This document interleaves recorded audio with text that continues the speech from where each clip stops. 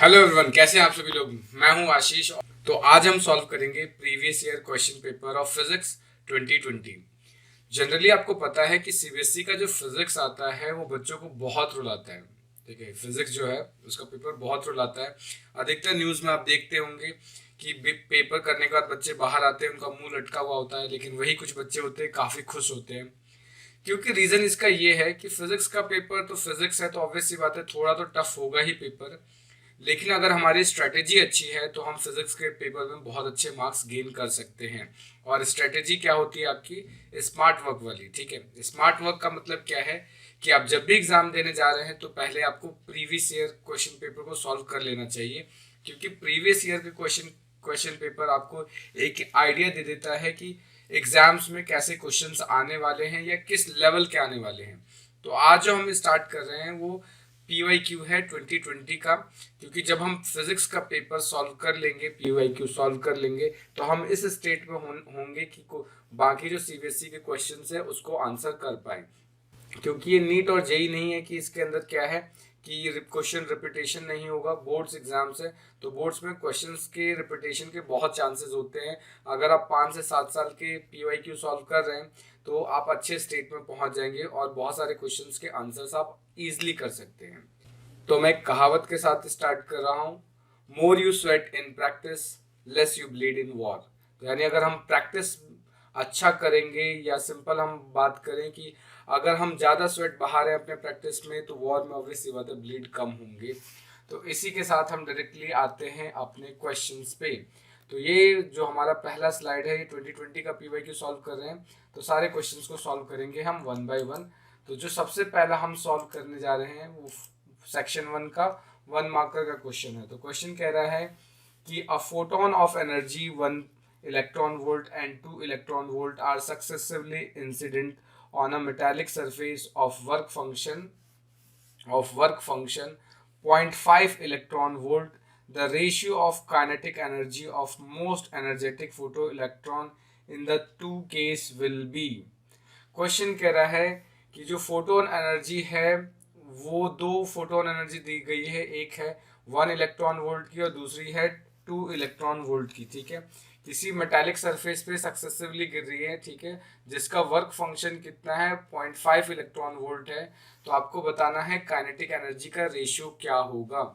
तो आप जानते हैं कि जो मैक्सिमम काइनेटिक एनर्जी होता है किसी भी सरफेस से निकलने वाला, वो कैसे फाइंड आउट करते हैं? Energy of photon minus work function of that surface. यानी हम इस फॉर्मूले से यूज निकालते हैं। तो हमारे पास फॉर्मूला क्या है? Kinetic energy is equal to energy of photon minus work function. तो अब क्या है, दोनों केसेस में हम निकालेंगे। ठीक है, तो kinetic energy in first case, निकालें तो एनर्जी कितनी है हमारे पास फर्स्ट केस में? 1 इलेक्ट्रॉन वोल्ट। और वर्क फंक्शन कितना हमारे पास? 0.5। तो इस केस में जो फर्स्ट काइनेटिक एनर्जी आपकी आती है वो कितनी आ रही है? सिंपल 0.5 इलेक्ट्रॉन वोल्ट की आ रही है। इसको हम इक्वेशन फर्स्ट कंसिडर कर लेते हैं। ठीक है, सेकंड कंडीशन में क्या है, इसी तरीके से हम दूसरा निकाल लेंगे। तो kinetic energy in second case, तो सेकंड केस में जो फोटोन है उसकी एनर्जी कितनी है? 2 इलेक्ट्रॉन वोल्ट। और वर्क फंक्शन हम हमेशा माइनस कर देंगे। यानी कोई भी सरफेस जो इलेक्ट्रॉन तभी एमिट करेगा कि जब वो अपनी मिनिमम एनर्जी, जितना वर्क फंक्शन है उतना एनर्जी मिलने के बाद जो एक्स्ट्रा एनर्जी है वो काइनेटिक एनर्जी में कन्वर्ट हो जाता है। तो यहाँ पर ये कितना आएगा? 1.5 इलेक्ट्रॉन वोल्ट। तो ये सेकंड काइनेटिक एनर्जी आ गई और ये हमारा सेकंड इक्वेशन है। क्योंकि अब हमें दोनों का क्या फाइंड आउट करना है? रेशियो फाइंड आउट करना है। तो रेशियो अगर फाइंड आउट करना है तो क्या होगा? First kinetic energy divided by second kinetic energy. So you will get, क्या मिलेगा आपको? 0.5 डिवाइडेड बाय 1.5। सिंपली इसको हम डिवाइड देंगे तो 5 3 15 होता है, तो 1/3। तो इसका करेक्ट आंसर, इसका जो करेक्ट रेशियो होगा वो ऑप्शन सी है, दैट इज 1:3। तो होप ये आपको बहुत आसानी से समझ में आ गया होगा। तो जनरली क्या कह रहा है, किसी मेटेलिक सरफेस पे हम दो बार एनर्जी दे रहे हैं, दो फोटॉन्स दे रहे हैं कंजिक्यूटिवली, पहले 1 इलेक्ट्रॉन वोल्ट का फिर 2 इलेक्ट्रॉन वोल्ट का। तो आपसे पूछ रहा है कि जो इलेक्ट्रॉन निकलेंगे उसकी काइनेटिक एनर्जी कितनी होगी। तो मैक्सिमम काइनेटिक एनर्जी का आपने फॉर्मूला पढ़ रखा है, E-5। ई क्या है? एनर्जी ऑफ फोटोन, और फाई क्या होता है? Work function. तो पहला क्वेश्चन बहुत आसान सा था, इसको हम आसानी से सॉल्व कर सकते थे। नेक्स्ट मूव करते हैं सेकंड क्वेश्चन पे, ठीक है। तो सेकंड क्वेश्चन, और ये सेकंड क्वेश्चन आपके सामने, इसमें क्वेश्चन कह रहा है which of the following statement is not correct according to Rutherford model. Rutherford model के अकॉर्डिंग इसमें से कौन सा स्टेटमेंट करेक्ट नहीं है, ठीक है। हमें करेक्ट नहीं छांटना है, बहुत सारे बच्चे इसको सही से पढ़ते नहीं और गलत आंसर लगा देते हैं। तो रदरफोर्ड मॉडल के अकॉर्डिंग हमें बताना है कि इसमें से कौन सा ऑप्शन गलत है, ठीक है। तो पहला कह रहा है most of the space inside an atom is empty, ठीक है। रदरफोर्ड ने पहला बोला था ना कि जब अल्फा पार्टिकल की बम्बार्डमेंट की थी तो उसने देखा था कि majority of alpha particle without deflection के सीधे सीधे चले गए थे। तो इससे ये बात प्रूफ हुआ था कि majority of the space inside atom is empty. ये बात तो सही है, तो इस लेकिन इसने तो पूछा इनकरेक्ट, तो इस पर ये आंसर तो नहीं होगा क्योंकि ये बात सही है। दूसरा कह रहा था electron revolve around the nucleus under the influence of Coulombic force acting on them.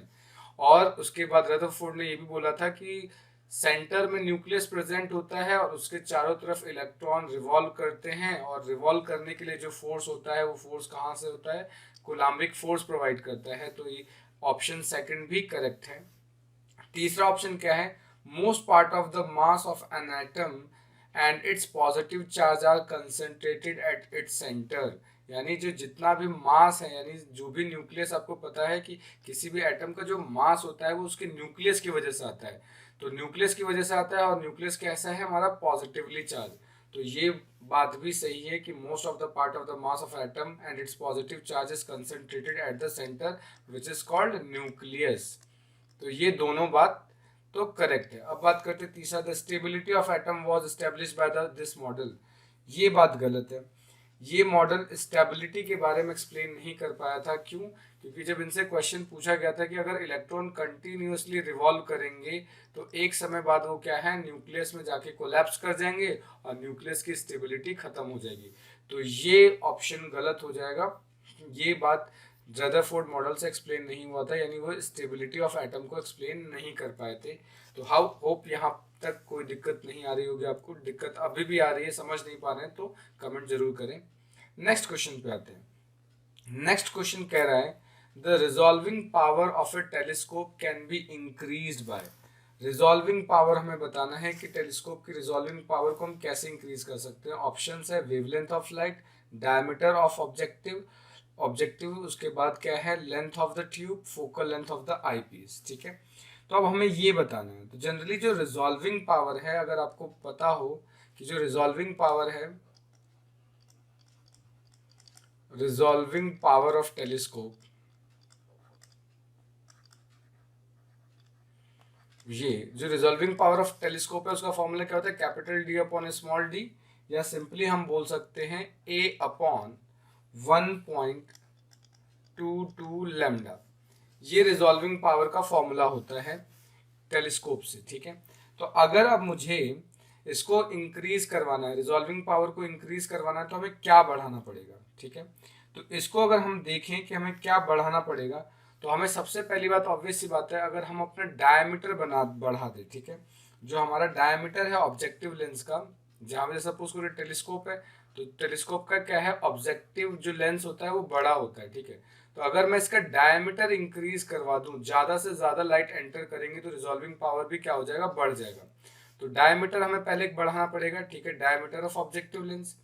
या फिर हम ये कर सकते हैं कि वेवलेंथ को घटा सकते हैं, ठीक है। या तो वेवलेंथ को घटा दें या डायमीटर को इंक्रीज कर दें। तो यहाँ पे पूछ रहा है इंक्रीजिंग, तो इंक्रीजिंग करना होगा तो हम क्या लगाएंगे, डायमीटर ऑफ ऑब्जेक्टिव। यानी ऑब्जेक्टिव पीस को अगर हम इंक्रीज कर देंगे तो उसका क्या होगा, रिजॉल्विंग पावर भी इंक्रीज होगा। लेकिन क्या डिक्रीज करना पड़ेगा, वेवलेंथ हमें डिक्रीज करना पड़ेगा। तो दोनों आपको याद रखना है कि वेवलेंथ हमें डिक्रीज करना होता है और डायमीटर ऑफ ऑब्जेक्टिव इंक्रीज करना होता है, ठीक है। तो वेवलेंथ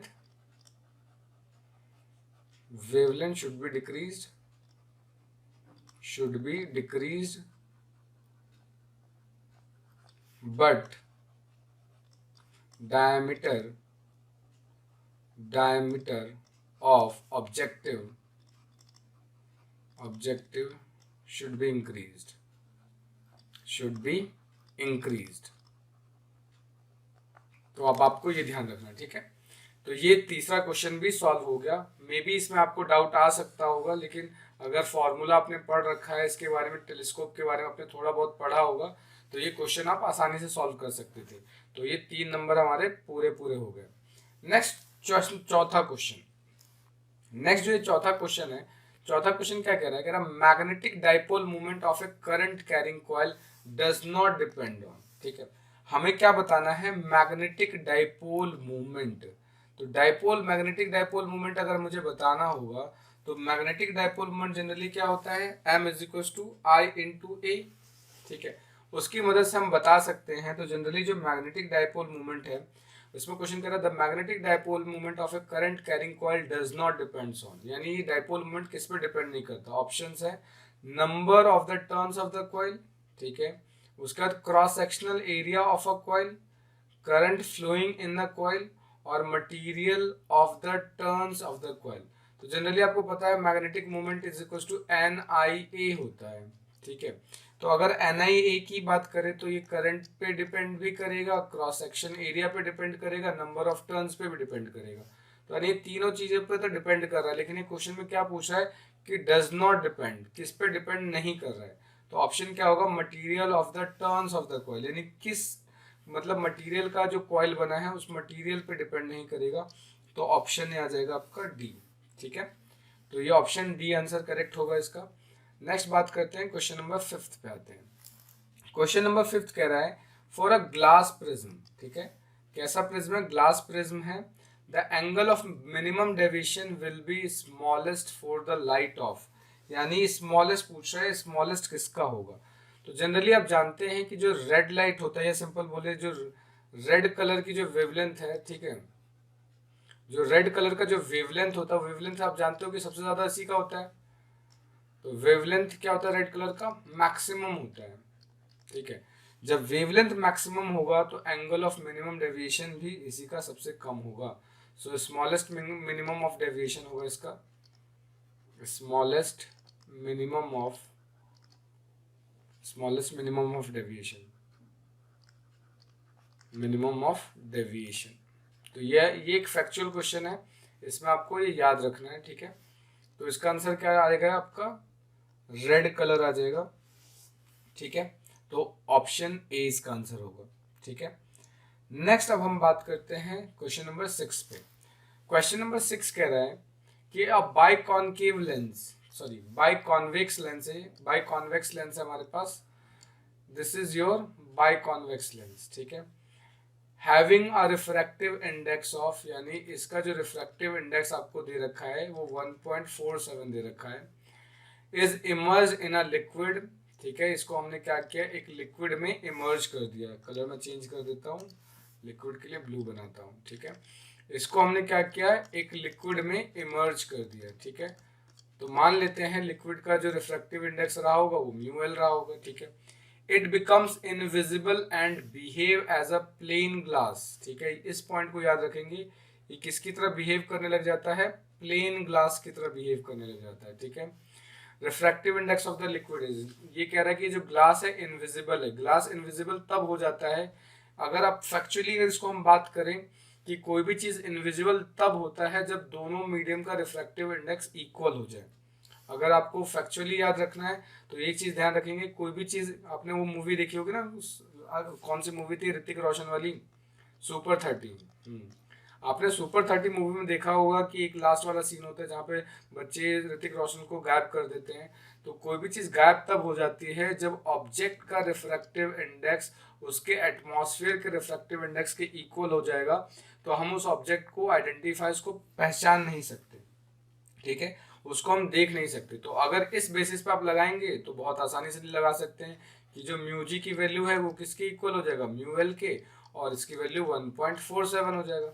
तो इसको आप सिंपली ऐसे लगा सकते थे। अगर ये आपको ये पॉइंट याद है कि कोई भी चीज़ इनविजिबल तब होती है जब दोनों ऑब्जेक्ट का, यानी ऑब्जेक्ट और उसके सराउंडिंग का रिफ्रैक्टिव इंडेक्स इक्वल हो जाता है, तब वो ऑब्जेक्ट इनविजिबल हो जाती है। ठीक है, तो ये आप इस बात को ध्यान रखेंगे। या चाहे तो हम इसको सॉल्व करके भी कर सकते हैं। सॉल्व कैसे, मैं सॉल्यूशन आपको बता देता हूँ। अगर मैं इसका सॉल्यूशन करूँ तो इसको कैसे सॉल्व करूंगा, आप जानते हैं लेंस मेकर फॉर्मूला,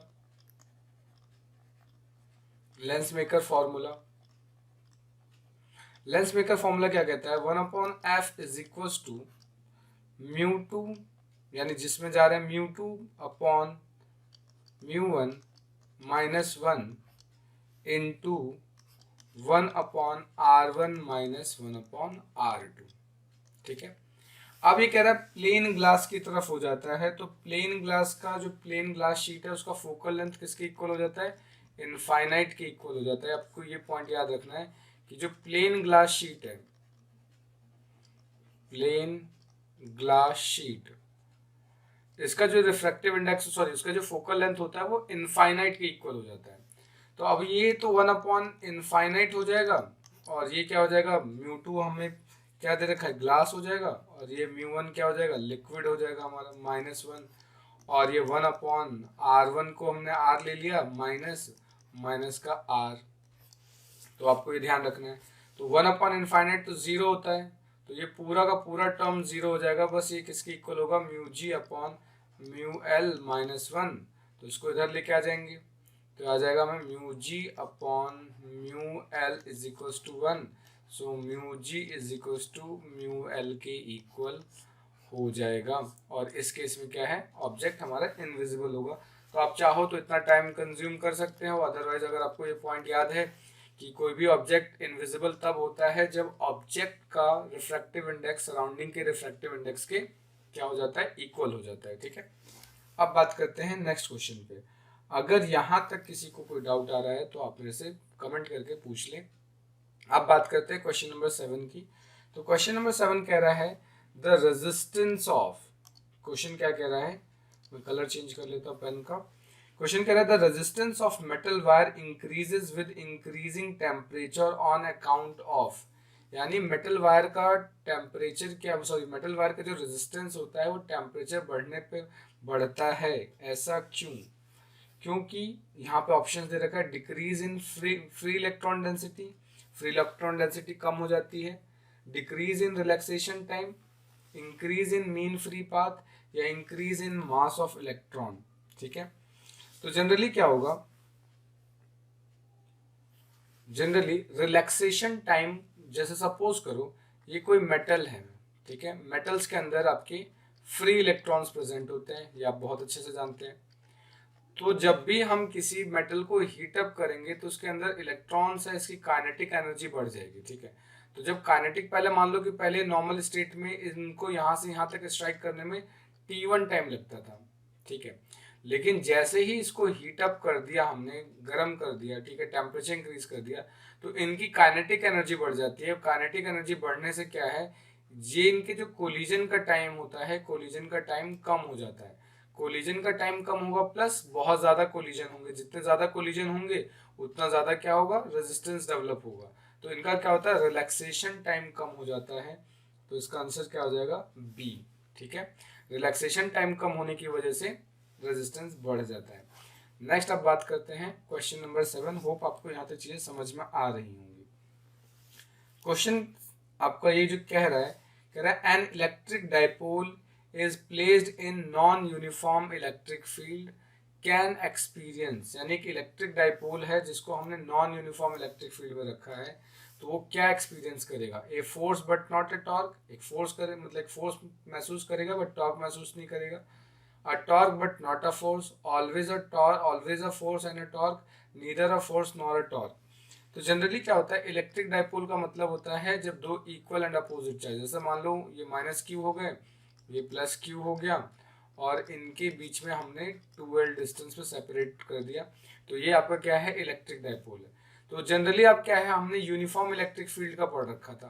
तो यूनिफॉर्म इलेक्ट्रिक फील्ड में आपने क्या देखा था कि जब इलेक्ट्रिक फील्ड यूनिफॉर्म होती है तब उसके अंदर जो इलेक्ट्रिक डाइपोल है उसके ऊपर एक टॉर्क लगता है। ठीक है, उस समय जब इलेक्ट्रिक फील्ड कैसा हुआ, यूनिफॉर्म, यूनिफॉर्म इलेक्ट्रिक फील्ड, अगर इलेक्ट्रिक फील्ड यूनिफॉर्म है तो उस समय उसके ऊपर सिर्फ क्या लगता है, टॉर्क लगता है। ठीक है, लेकिन नॉन यूनिफॉर्म इलेक्ट्रिक फील्ड में क्या होगा कि ये टॉर्क जो डाइपोल है, टॉर्क तो एक्सपीरियंस करेगा ही करेगा, साथ के साथ ये क्या करेगा, फोर्स भी एक्सपीरियंस करेगा। तो आपको यहाँ पे आ जाएगा always a force and a torque, यानी दोनों चीजें, यूनिफॉर्म में सिर्फ और सिर्फ टॉर्क, नॉन यूनिफॉर्म में टॉर्क भी एक्सपीरियंस करेगा एंड फोर्स भी एक्सपीरियंस करेगा। ठीक है, तो अब बढ़ते हैं आगे, क्वेश्चन नंबर 9 पे जाते हैं। क्वेश्चन नंबर 9 कह रहा है कि if the net electric flux through a close surface is zero. ठीक है, कोई एक क्लोज सरफेस है और उससे नेट इलेक्ट्रिक फ्लक्स क्या है, जीरो है। ठीक है, देन वी कैन इन्फर, तो हम इससे क्या बता सकते हैं। ठीक है, अगर इससे क्या बताएंगे, इलेक्ट्रिक फ्लक्स जीरो, आपने पढ़ रखा है कि जब rate of change of flux को हम क्या बोलते हैं, उस समय पोटेंशियल जनरेट होता है। ठीक है, तो जब अगर क्लोज सरफेस है, फ्लो उसमें फ्लक्स अगर चेंज नहीं हो रहा है, ठीक है, तो उस केस में क्या होगा, no net charge is enclosed by the surface, ये कंडीशन हो सकती है। Uniform electric field exist within the surface, ये हो सकता है।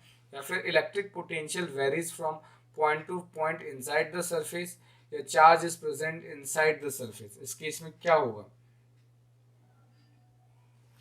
इस केस में क्या होगा, no net charge is enclose in the surface, क्योंकि इलेक्ट्रिक फ्लक्स जीरो होने का मतलब क्या है कि जितने पॉजिटिव चार्ज हैं उतने ही नेगेटिव चार्ज होगा, तो ओवरऑल क्या है कि एक दूसरे को कैंसिल कर देंगे। So no net charge is enclose in the surface, surface पे कोई भी चार्ज नहीं होगा। मतलब कि सपोज करो एक क्लोज सरफेस है, अब इसके अंदर जितने पॉजिटिव चार्ज हैं उतने ही अगर नेगेटिव चार्ज हैं, तो इस बॉडी के ऊपर नेट चार्ज कितना होगा, जीरो होगा। तो जब नेट चार्ज जीरो होगा तो यहाँ पे कोई भी फ्लक्स चेंज नहीं होगा। ठीक है, तो इसीलिए net electric flux through close surface क्या हो रहा है, जीरो होगा, बिकॉज जितने पॉजिटिव चार्ज है उतने ही नेगेटिव चार्ज होंगे। तो इसका आंसर आएगा no net charge is enclosed by the surface.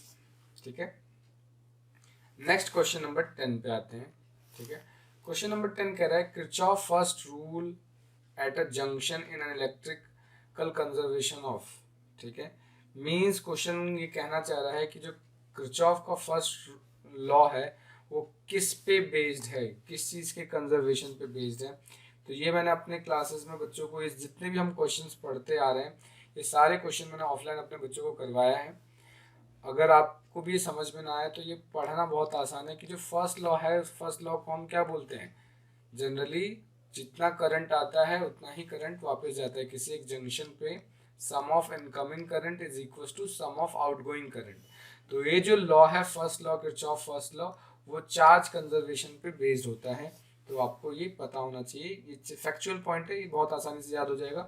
तो किरचॉफ का फर्स्ट जो रूल है वो चार्ज कंजर्वेशन पे बेस्ड होता है। ठीक है, नेक्स्ट अब आते हैं फिल इन द ब्लैंक्स पे। ठीक है, फिल इन द ब्लैंक्स वाले क्वेश्चंस को अगर देखेंगे, आसान सा ये क्वेश्चन कह रहा है a ray of light on passing through a equilateral glass prism, ठीक है, suffers minimum deviation equal to the angle of prism, the value of refractive index of the material of the prism is.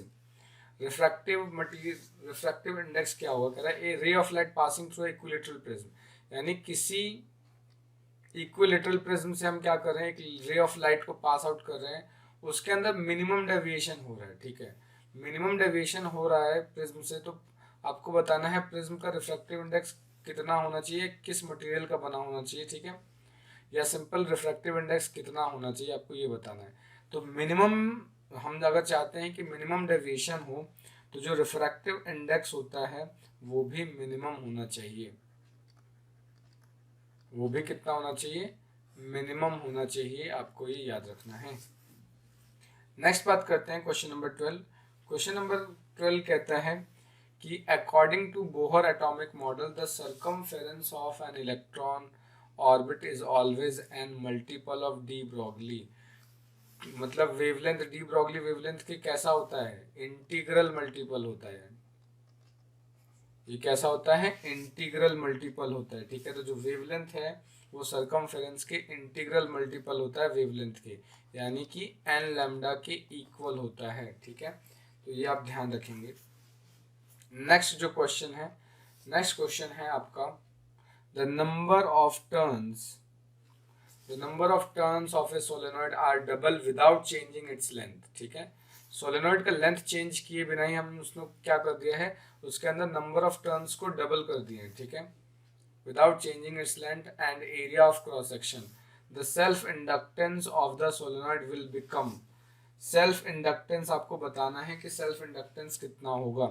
तो आप जानते हैं एक formula पढ़ा होगा आपने सेल्फ इंडक्टेंस का कि L इज इक्वल टू, अगर याद हो आपको formula, L is equal to mu naught N square A upon L होता है, ठीक है। अब क्या कर रहा है, नंबर ऑफ टर्न्स को डबल कर दिया गया है, तो हम सिंपली बोल सकते हैं कि जो L है डायरेक्टली प्रोपोर्शनल है नंबर ऑफ टर्न्स के स्क्वायर के, ठीक है। तो अगर इसको डबल कर देंगे, तो अगर इसको डबल कर दिया है तो जो सेल्फ इंडक्टेंस हो जाएगा वो कितना हो जाएगा, 4 टाइम्स हो जाएगा। तो यहाँ पर आप लिखेंगे इसको सिंपली 4 टाइम्स, कि वो 4 टाइम्स हो जाएगा इस फॉर्मूले के अकॉर्डिंग, ठीक है। नेक्स्ट जो अब क्वेश्चन है हमारा, क्वेश्चन कह रहा है laminated iron sheet are use to minimize. Laminated sheet हम ट्रांसफार्मर में पढ़ा था कि लैमिनेटेड शीट्स को मिनिमाइज करते हैं, किस लिए मिनिमाइज करते हैं, क्योंकि लैमिनेटेड शीट से एडी करंट्स कम प्रोड्यूस होते हैं, ठीक है। तो हमें एडी करंट्स को रोकना होता है, इसलिए हम जो लैमिनेटेड आयरन शीट्स का यूज करते हैं टू मिनिमाइज एडी करंट्स। तो ये आसान सा 14 क्वेश्चन नंबर 14 भी आसान सा था। होप आपको यहाँ तक चीज़ें समझ में आ रही होंगी। नेक्स्ट मूव करते हैं क्वेश्चन नंबर 15 पे। क्वेश्चन नंबर 15 कह रहा है कि the magnetic field lines are fill in the blanks by the diamagnetic substance. तो आपको पता है डायमैग्नेटिक सब्सटेंस के अंदर, अगर सपोज करो ये कोई एक डायमैग्नेटिक सब्सटेंस है, ठीक है। तो डायमैग्नेटिक सब्सटेंस में अगर सपोज करो ये मैग्नेटिक फील्ड लाइंस है, तो इसको पास नहीं करती, इससे रिपेल होके इस तरीके से चली जाती है, इस तरीके से, इस तरीके से। तो ये आपको याद रखना है, डायमैग्नेटिक जो सब्सटेंस होते हैं वो मैग्नेटिक फील्ड लाइंस को रिपेल करते हैं, ठीक है। तो the magnetic field lines are repelled by, ठीक है, या फीबली रिपेल्ड बाय, आपको याद रखना है repelled, repelled by diamagnetic substance. तो इसका आंसर आ जाएगा आपका रिपेल्ड, वो रिपेल की जाती है, ठीक है। नेक्स्ट क्वेश्चन है क्वेश्चन नंबर 16। क्वेश्चन कह रहा है why can not we use silicon and germanium for the fabrication of visible LEDs. यानी विजिबल एलईडीज बनाने के लिए हम सिलिकॉन एंड जर्मेनियम का यूज क्यों नहीं करते हैं, ठीक है। क्योंकि सिलिकॉन अगर जर्मेनियम का यूज करेंगे तो उससे जो एनर्जी प्रोड्यूस होती है, ठीक है, सिलिकॉन एंड जर्मेनियम से, यानी एक चीज ध्यान रखना है कि एलईडी से हमें क्या करना है कि वो हमें विजिबल हो सके, दिखे। लेकिन जो सिलिकॉन एंड जर्मेनियम से जो एनर्जी प्रोड्यूस होती है, यहाँ से जो एनर्जी प्रोड्यूस होती है, ये एनर्जी आपके विजिबल रीजन में नहीं आती है। और आपको पता है जब भी अगर ये विजिबल रीजन में नहीं आएंगी तो वो हमें दिखना, कोई चीज़ दिखेगी नहीं। तो ये आपको ध्यान रखना है कि सिलिकॉन एंड जर्मेनियम का यूज़ हम एलईडी बनाने में नहीं कर सकते, क्योंकि इससे जो एनर्जी प्रोड्यूस होती है वो, या heat in the form of heat, वो विजिबल रीजन में नहीं आती है, विजिबल लाइट में नहीं आती, इसलिए वो हम उसका यूज़ नहीं कर सकते, ठीक है। साथ के साथ ये टेम्परेचर की भी ज़्यादा सेंसिटिव नहीं होती है। तो आपको ध्यान रखना है कि सिलिकॉन एंड जर्मेनियम का यूज़ हम एलईडीज बनाने में नहीं कर सकते। क्यों? क्योंकि ये जिनसे जो हीट प्रोड्यूस होता है या जिनसे जो एनर्जी प्रोड्यूस होती है वो विजिबल रीजन में फॉल नहीं करती है, ठीक है। नेक्स्ट बात करते हैं क्वेश्चन नंबर 17 की। तो क्वेश्चन नंबर 17 क्वेश्चन कह रहा है कि the variation of the stopping potential photosensitive surface of the frequency mu of the light incident on two different photosensitive surface m1 m2 is shown in the figure. Identify the surface which has greater value of the work function. कह रहा है कि ये दो metal surface है जिसपे यहाँ पे फ्रीक्वेंसीज, ये मान लेते हैं फ्रीक्वेंसी का ग्राफ है, इसमें म्यू1 फ्रीक्वेंसी है, इसमें म्यू2 फ्रीक्वेंसी है, ठीक है। तो कह रहा है किसका वर्क फंक्शन ज्यादा होगा।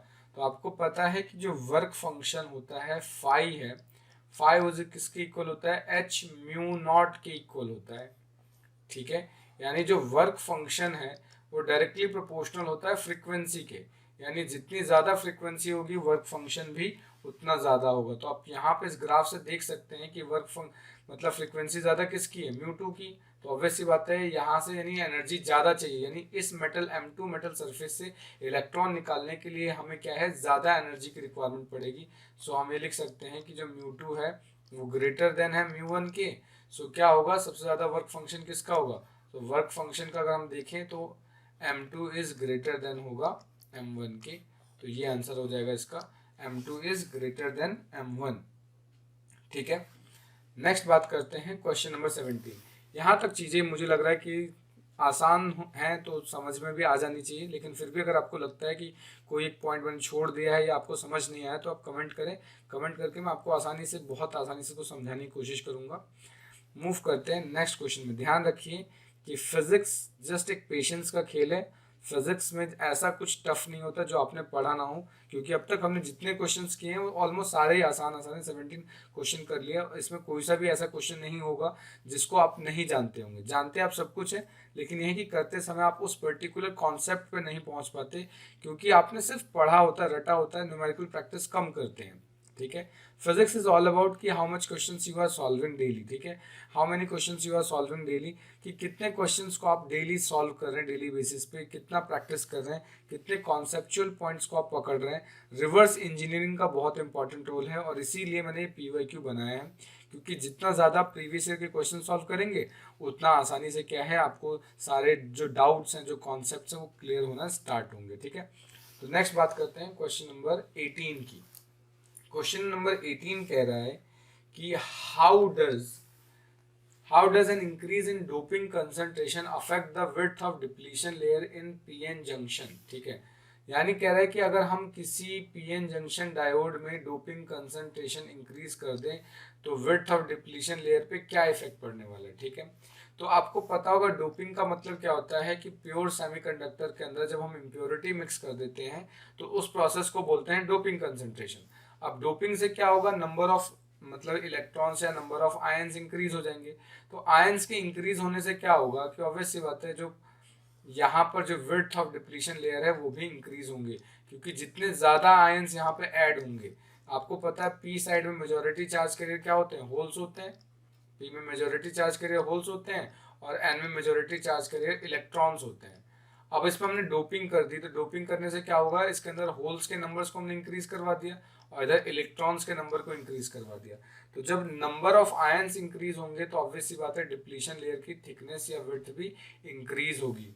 तो बस ये लिखा मैंने, if we increase the doping the number of majority charge carrier like holes in P side and electron in N side will also grow, this would result in an increase in width of depletion layer. इससे क्या होगा, increase हो जाएगा depletion layer की width. इस point को आपको ध्यान रखना है। ठीक है, यहां तक ये चीजें आपको समझ में आ रही होंगी।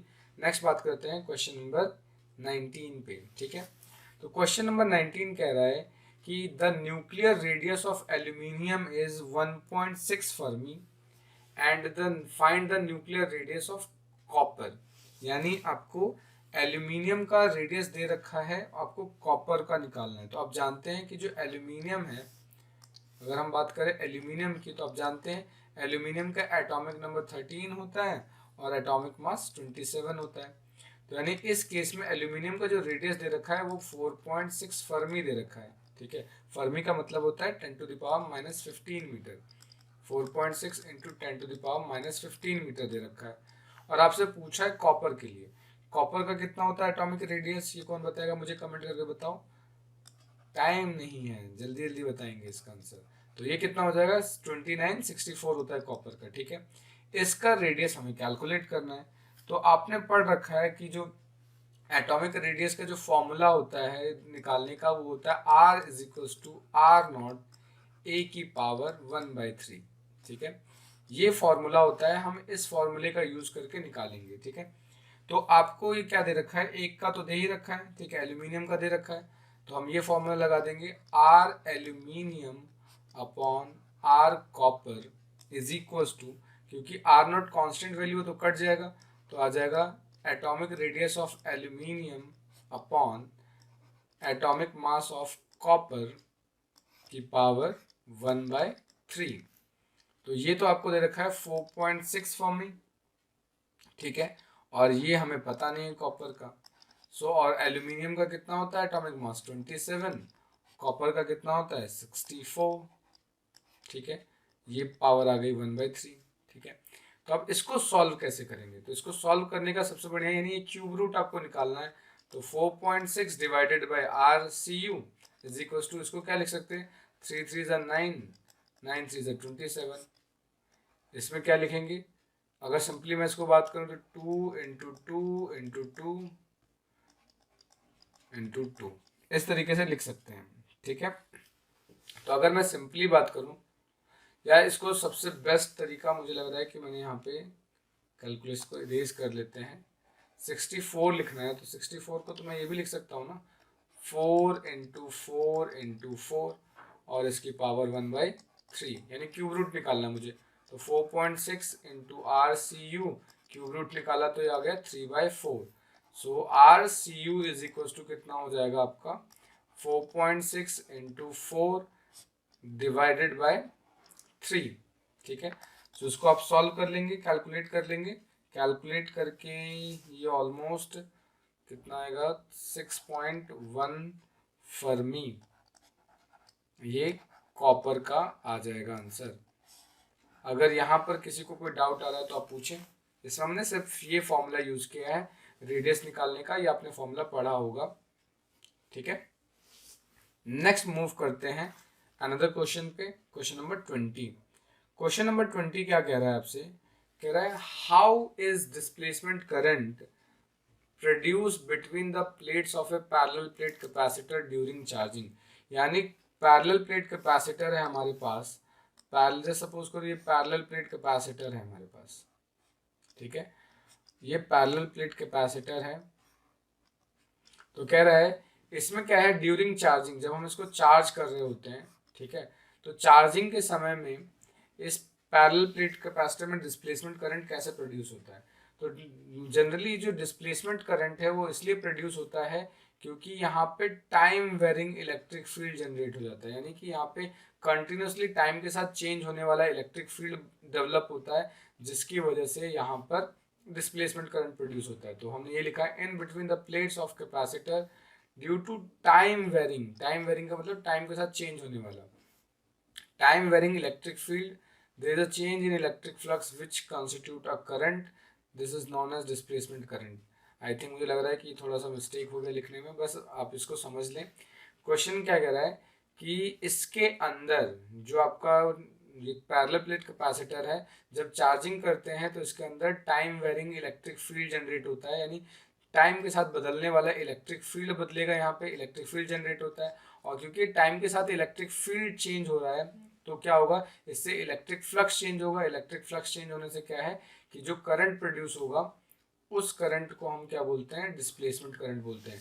तो इसका आंसर क्या होगा कि क्यों जनरेट होता है, क्योंकि पैरेलल प्लेट कैपेसिटर्स के बीच में time varying electric field generate होता है जो कि फ्लक्स चेंज करता है, फ्लक्स चेंज करने की वजह से डिस्प्लेसमेंट करंट प्रोड्यूस होता है। ठीक है, अब ये जो क्वेश्चन अब तक हमने किया वो सेक्शन ए के क्वेश्चन थे।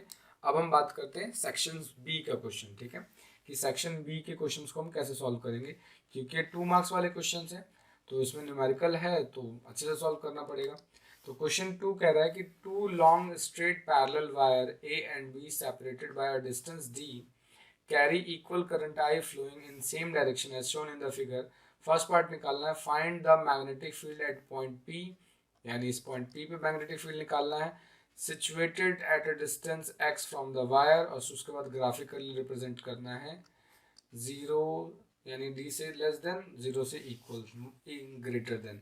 इस पे आपको ग्राफिकल रिप्रेजेंटेशन शो करना है, यानी ये जो वायर है बाहर की तरफ निकल रहे हैं, यानी मेरे स्क्रीन से बाहर निकल रहे होंगे और आपकी कॉपी से नोटबुक से बाहर निकल रहे होंगे। तो अब यहाँ पर पॉइंट पी पर electric field sorry magnetic field हमें कैलकुलेट करना है। तो magnetic field due to a parallel straight current carrying wire, अगर हम बात करें, अगर वायर के बोथ एंड इन्फिनिटी पे होते हैं, तो बोथ एंड इन्फिनिटी पे वायर के केस में जो मैग्नेटिक फील्ड का फॉर्मूला होता है वो शायद आपको याद हो, ये होता है mu naught I upon 2 pi R बोल सकते हैं। ये फॉर्मूला हम यूज करेंगे यहाँ पर जब दोनों एंड्स क्या हों, इनफाइनाइट पे जा रहे हूँ। ये हम यहाँ पे वो कंडीशन लगाएंगे जब वायर के दोनों एंड इनफाइनाइट पे होते हैं, तो फॉर्मूला यूज होता है mu naught I upon 2 pi R. अब क्या करना है कि पॉइंट बी पे निकालना है, तो सपोज करो ए से निकालते हैं।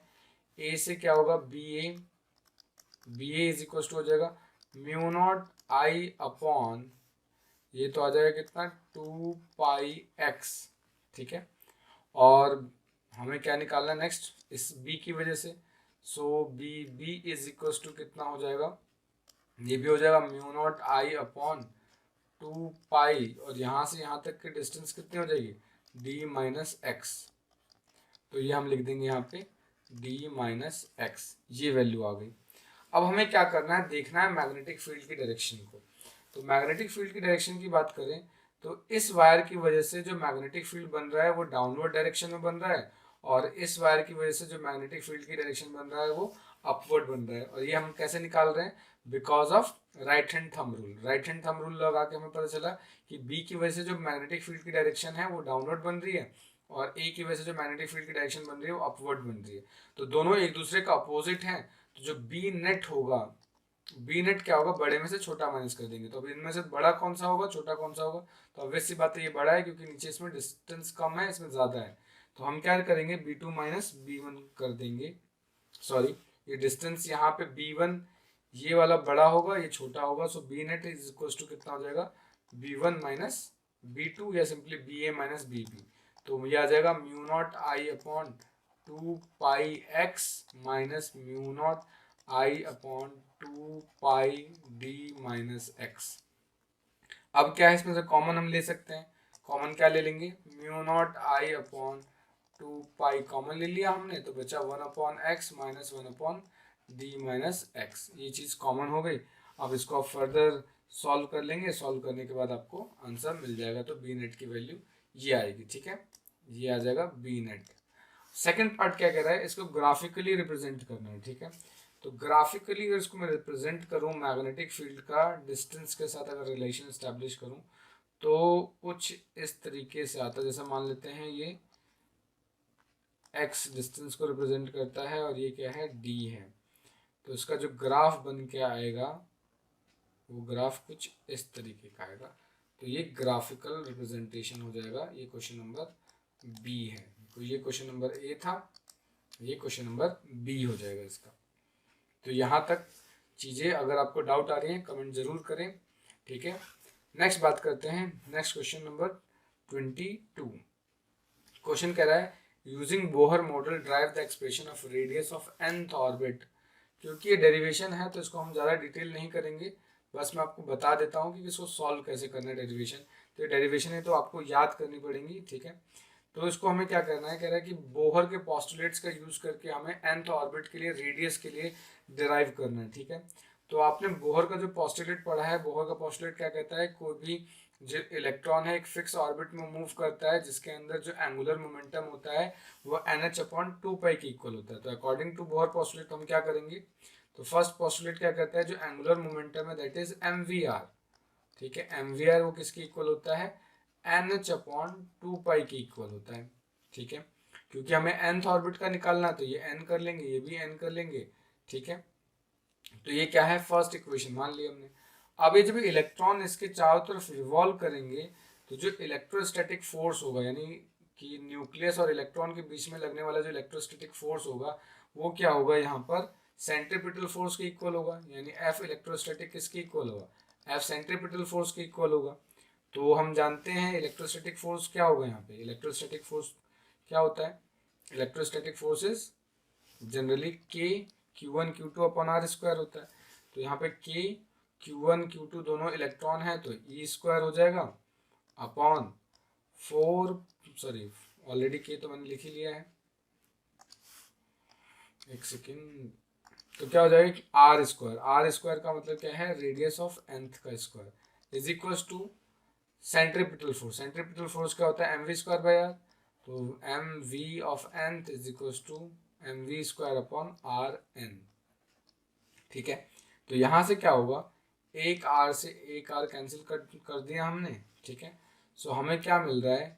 mv nth square is equal to K E square upon R N. ठीक है, ये इक्वेशन मिल गया है। तो अगर मैं यहाँ से वेलोसिटी की वैल्यू निकालूं, V nth is equal to कितना आ जाएगा? बताइए। V nth is equal to आ जाएगा K E square upon M R N का अंडर रूट। ये वैल्यू आ जाएगा वी एन की। ठीक है, अब इस वैल्यूज को हम क्या करेंगे? ऊपर रख देंगे, यानी इस वैल्यू को यहाँ पर रख देंगे।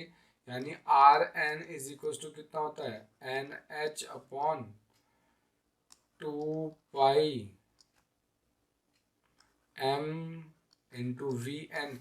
ये जो v निकाला है इसको यहाँ पुट कर देंगे और पुट करने के बाद जो लास्ट में आपका इक्वेशन बनेगा that is R N is equal to N square H square epsilon naught pi me²।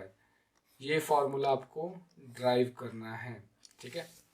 ये फॉर्मूला आप ड्राइव कर देंगे तो ये फॉर्मूला आपको आ जाएगा। मैंने पूरा डिटेल नहीं किया, आप पूरा डिटेल चाहेंगे तो मैं वो भी करके बता दूंगा, बट वो नेक्स्ट वीडियो में, क्योंकि अदरवाइज ये वीडियो बहुत ज़्यादा लंबी खिंच जाएगी, सारे हम क्वेश्चन अटेम्प्ट नहीं कर पाएंगे। नेक्स्ट अब बात करते हैं इसी का सेकंड, मतलब कि और में क्वेश्चन दे रखा है, और में क्वेश्चन दिया हुआ सेकंड है राइट टू मेन। या तो आप ऊपर वाला डेरिवेशन कर सकते थे या फिर ये कर सकते थे, और में था ये। तो क्वेश्चन है write two main observation of photoelectric experiment which could only be explained by Einstein photoelectric equation.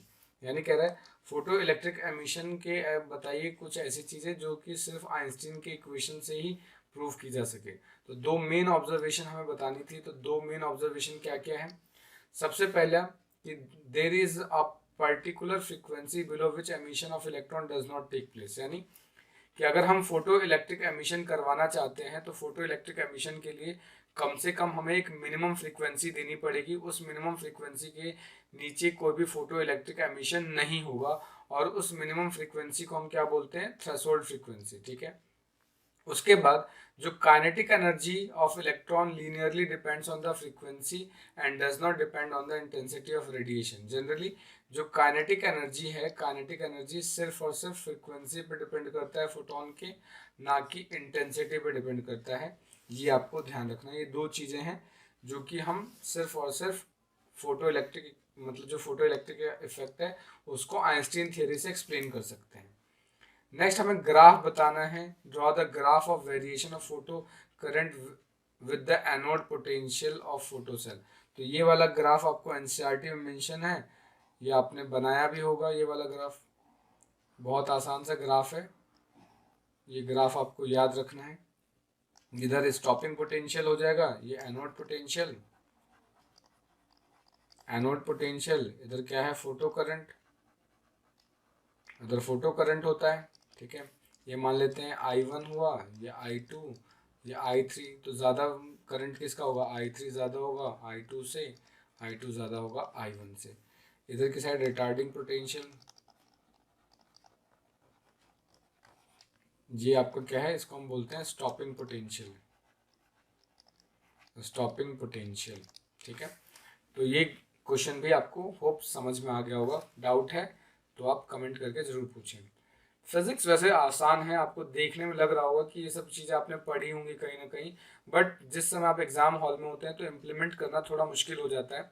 But regular practice से आप ये इस चीज़ को ओवरकम कर सकते हैं और वहाँ पे अच्छे मार्क्स गेन कर सकते हैं।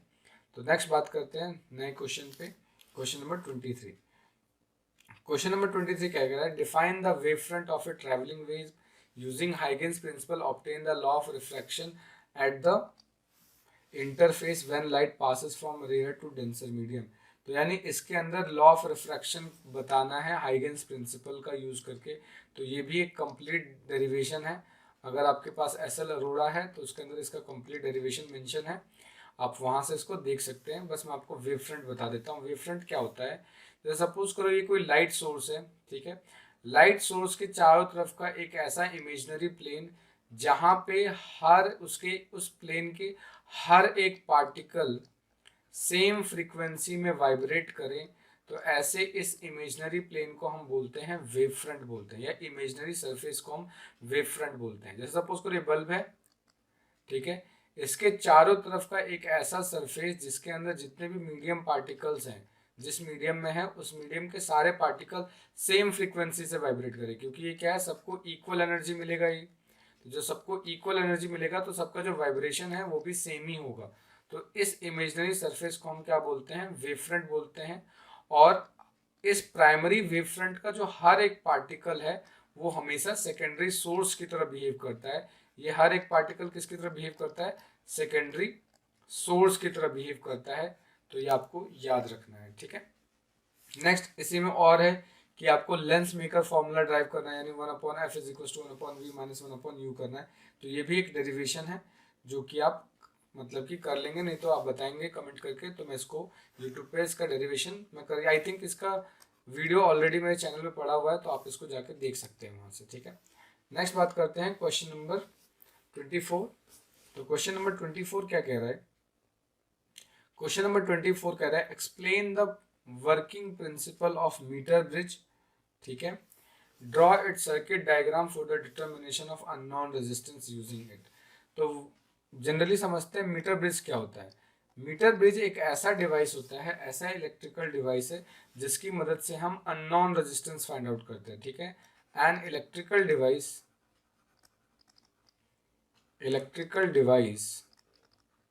which is used to find the unknown resistance,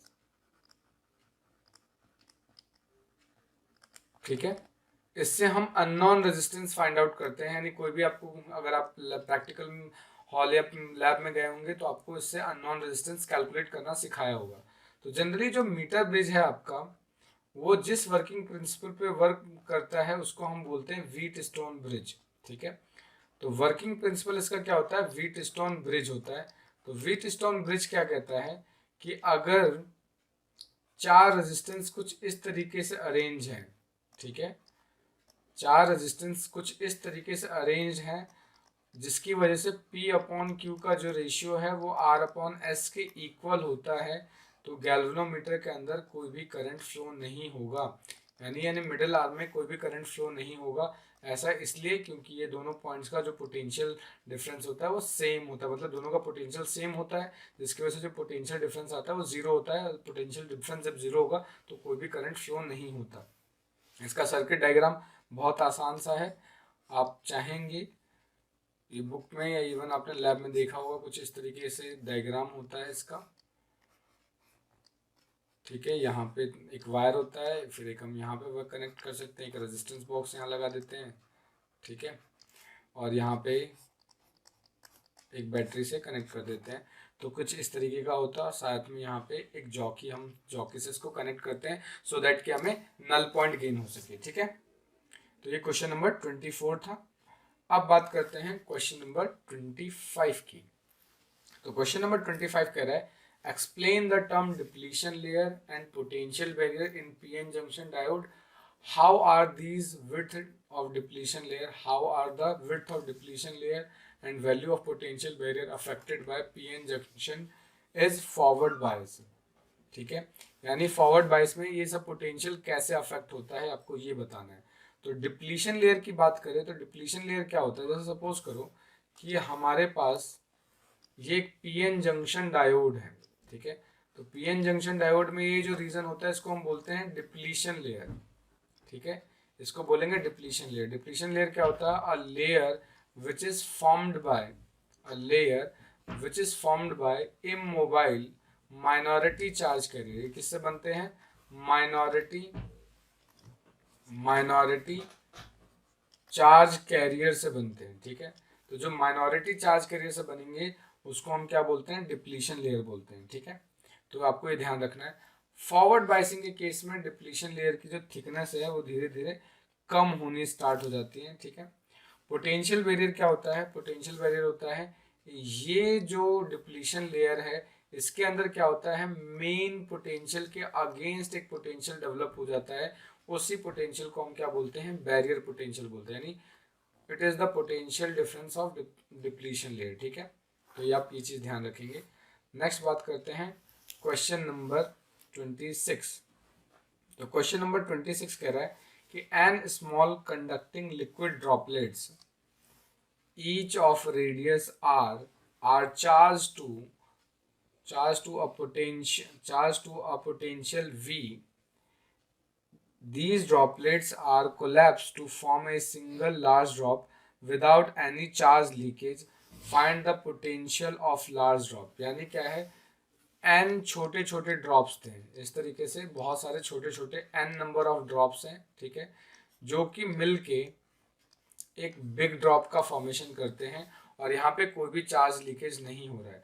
अगर एक यहाँ पे मान लेते हैं एक का चार्ज क्यू है तो टोटल कितना चार्ज होगा, एन क्यू। तो बड़े वाले के ऊपर चार्ज कितना आ जाएगा, एन क्यू आ जाएगा। ये आपको पता होना चाहिए, ठीक है। तो अब हमें बताना है कि पोटेंशियल, मान लेते हैं कि ईच ड्रॉप का जो पोटेंशियल है, ठीक है, पोटेंशियल ऑफ ईच ड्रॉप अगर हर एक ड्रॉप का पोटेंशियल फाइंड आउट करें, so V is equal to कितना होता है, K Q by R. Electric potential का फॉर्मूला क्या होता है, V is equal to K Q by R. तो एक चार्ज कितना हो जाएगा, वी आर अपॉन के हो जाएगा। ठीक है, अब क्या करें, चार्ज लीकेज नहीं हो रहा है, तो बड़े वाले का जो चार्ज होगा वो कितना होगा, बड़े वाले का चार्ज होगा n टाइम्स ऑफ q। तो n into V R upon K, ये तो हो जाएगा बड़े वाले का चार्ज। ठीक है, ये होगा बड़े वाले का चार्ज। ठीक है, अब हमें पूछ रहा है कि बड़े वाले का पोटेंशियल कितना होगा। ठीक है, तो पोटेंशियल ऑफ बड़ा ड्रॉप यानी big drop is equal to कितना हो जाएगा, के क्यू अपॉन बड़े वाले का रेडियस आर डैश।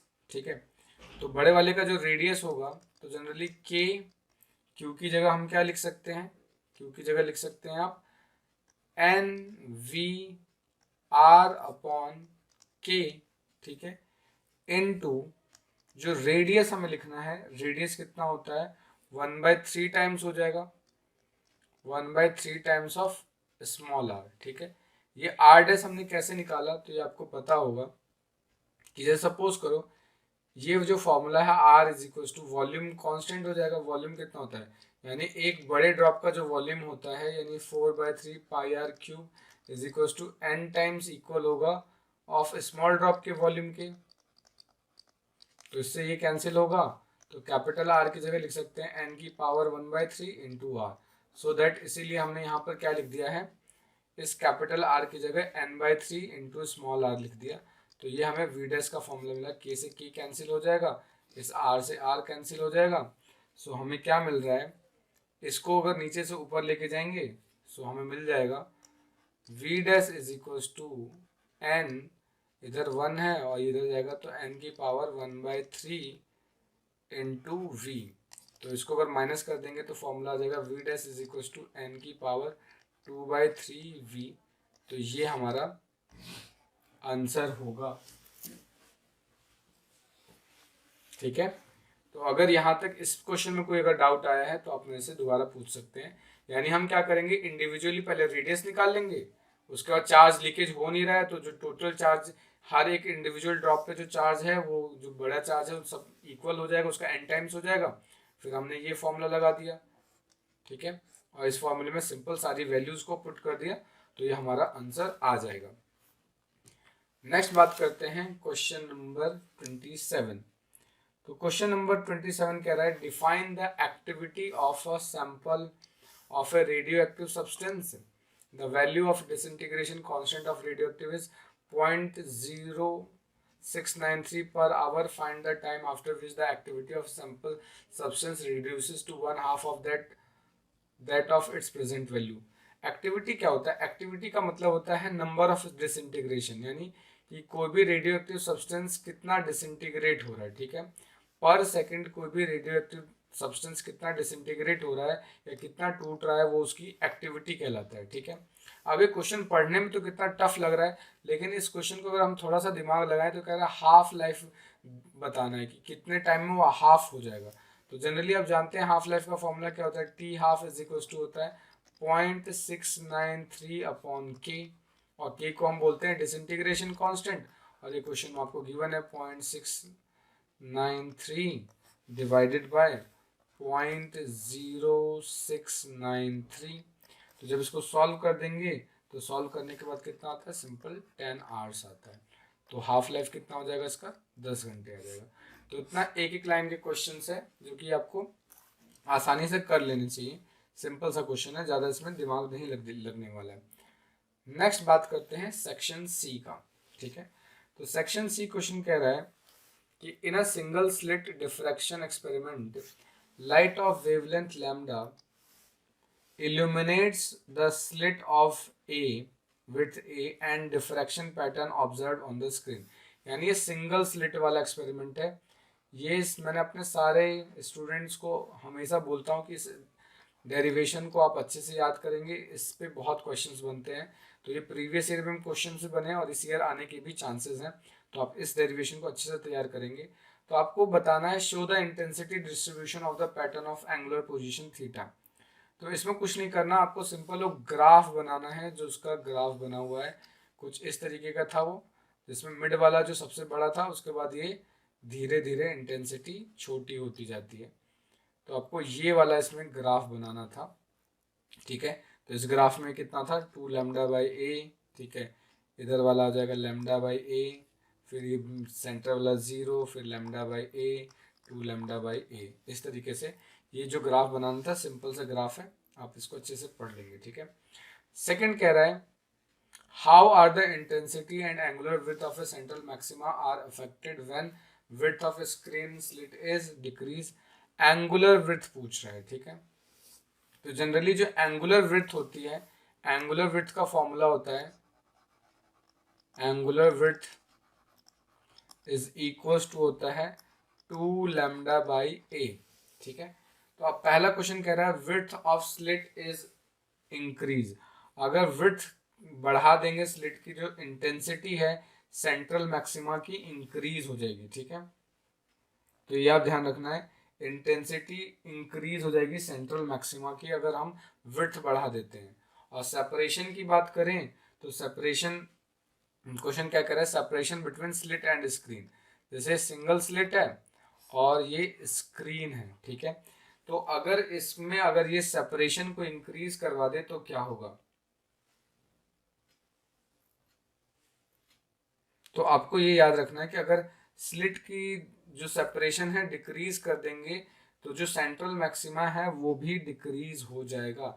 इंटेंसिटी क्या होगा सेकंड केस में, सेपरेशन डिक्रीज करवाने से, क्योंकि इनवर्सली प्रोपोर्शनल है, तो क्या होगा, इंटेंसिटी डिक्रीज हो जाएगी, इंटेंसिटी विल डिक्रीज। ये आपको ध्यान रखना है। नेक्स्ट अब मूव करते हैं नए क्वेश्चन पे। कह रहा है with the help of simple diagram explain the working of silicon solar cells having 3 basic process involve, draw V I characteristics. तो इसमें सिंपल, ये बहुत लंबा आपको इसमें वी आई कैरेक्टरिस्टिक्स बनाना है। ये सिंपल थ्योरेटिकल क्वेश्चन है जिसको आपको याद कर लेना है। वी आई कैरेक्टरिस्टिक्स वाला इसकी वीडियो मेरे चैनल पे पड़ी है, आप जाके वहाँ से देख सकते हैं बहुत आसानी से। नेक्स्ट क्वेश्चन आते हैं क्वेश्चन नंबर 30, ठीक है। तो क्वेश्चन नंबर 30 कह रहा है कि resistance R and inductor L is connected in series, ठीक है। तो क्वेश्चन में कह रहा है कि रेजिस्टेंस और एक इंडक्टर, ठीक है, ये सॉरी कैपेसिटर बना दिया मैंने, एक मिनट। क्वेश्चन कह रहा है कि एक रेजिस्टेंस और एक इंडक्टर, ठीक है, दोनों सीरीज में कनेक्टेड हैं, ठीक है, विद अ एसी सोर्स। यहाँ पे एक एसी सोर्स है जिसकी वैल्यू दे रखी है V is equal to V naught sine omega T, ठीक है। आपसे कह रहा है peak value of voltage across an R. Peak value of voltage बताना है, वोल्टेज ड्रॉप यहाँ पर कितना होगा, यानी वी आर कितना होगा और वी एल कितना होगा, ये बताना है। तो वी आर और वी एल बताने के लिए हमें क्या करना पड़ेगा, अगर मुझे वी आर करना है तो मुझे क्या करना पड़ेगा, यहाँ से जो करंट पास आउट हो रही है, क्योंकि सीरीज में क्या होता है करंट सेम होता है, तो यहाँ पे करंट फाइंड आउट करना पड़ेगा और इसका रेजिस्टेंस फाइंड आउट करना पड़ेगा। रेजिस्टेंस ऑलरेडी आर दे रखा है। तो सबसे पहले हम इस पूरे मतलब कि पैनल से आई नॉट निकालने की कोशिश करेंगे।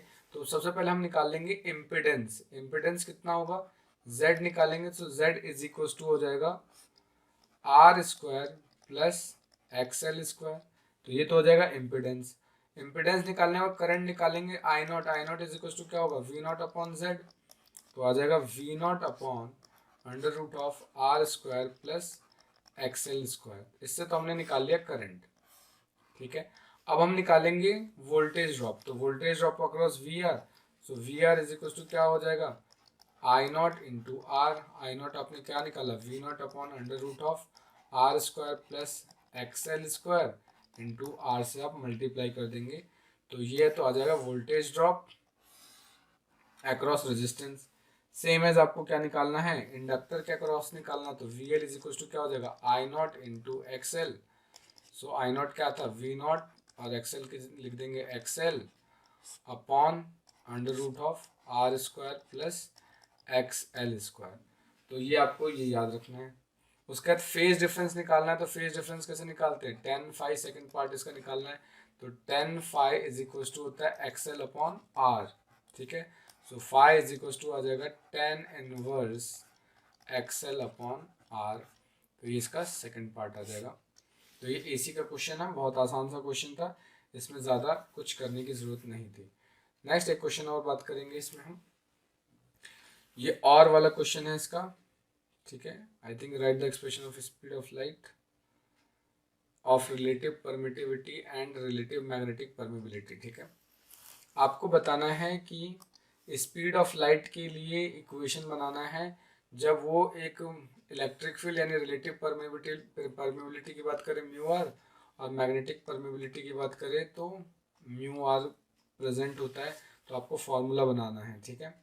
तो आप जानते हैं किसी भी मटेरियल की जो परमेबिलिटी होती है, अगर मैग्नेटिक परमेबिलिटी की बात करें तो relative permeability into permeability in free space, और सिंपल एप्सिलॉन की बात करें तो ये आ जाएगा epsilon R into epsilon naught.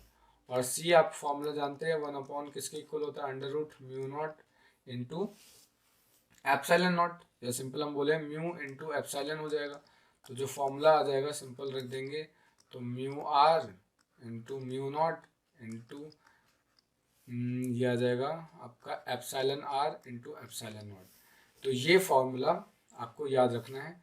और एक लास्ट क्वेश्चन हम आज करेंगे इसका, right the wavelength and range name of the electromagnetic wave used in radar system. तो रडार में हम कौन सा वेव यूज करते हैं आपको ये बताना है। तो अगर आपको पता हो कि रडार के लिए हम जौन सा माइक्रो मतलब कि इलेक्ट्रोमैग्नेटिक वेव यूज करते हैं उसको बोलते हैं माइक्रोवेव, माइक्रोवेव बोलते हैं, ठीक है। और इसका जो वेवलेंथ रेंज रहता है वो 1 mm टू 0.1 मीटर की रेंज का होता है। तो हम रडार सिस्टम में माइक्रोवेव का यूज़ करते हैं, और अर्थ के सैटेलाइट ताकि क्रॉप्स को ऑब्जर्व कर सकें उसके लिए हम इंफ्रारेड का यूज़ करते हैं, IR या इंफ्रारेड रेज का यूज़ करते हैं, ठीक है। तो आज की क्लास में हम सिर्फ इतने ही क्वेश्चंस को सॉल्व करेंगे। होप आपको यहाँ तक चीज़ें समझ में आ गई होंगी। फिजिक्स टफ नहीं होता, ठीक है, बस आपको थोड़ा पेशेंस के साथ काम करना पड़ता है। अपने फॉर्मूलेज को रिवाइज करें एग्जाम से पहले, और इसी तरीके से हम इस सीरीज़ को कंटिन्यू करेंगे। नेक्स्ट क्लास में हम 2019 का पेपर सॉल्व करेंगे। पेपर सॉल्व करने से आप एक अच्छे स्टेट में आ जाएंगे, सो दैट कि आप जब एग्जाम हॉल में रहेंगे तो क्वेश्चन में कोई भी डाउट ना हो। मिलते हैं नेक्स्ट वीडियो में, तब तक के लिए थैंक यू एवरीवन।